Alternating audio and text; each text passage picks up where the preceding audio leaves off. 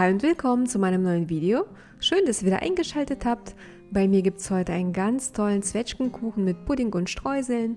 Falls ihr ihn nachbacken möchtet, los geht's.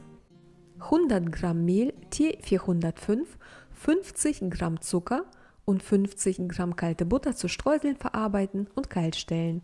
Die Butter habe ich in kleine Würfel geschnitten, so geht es einfacher. Man kann auch noch ein Päckchen Vanillezucker oder etwas Zimt unterkneten. Als nächstes ein Päckchen Vanillepuddingpulver mit 40 Gramm Zucker mischen und mit etwas Milch glatt rühren. Insgesamt sind das 350 Milliliter Milch. Die restliche Milch dann aufkochen, angerührtes Puddingpulver einrühren und nochmal aufkochen.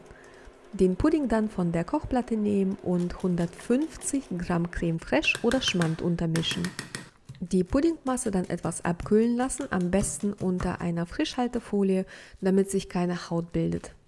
Circa 800 Gramm Zwetschgen waschen, halbieren, entsteinen und dann beiseite stellen. Man kann bis zu einem Kilo Zwetschgen nehmen, meine sind halt sehr groß und auch sehr reif, deswegen nehme ich weniger, damit sie nicht so viel Saft bilden.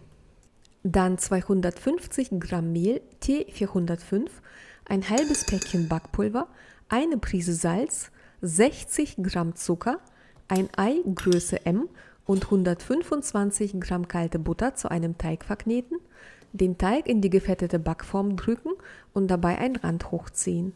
Die Backform hat einen Durchmesser von 26 cm.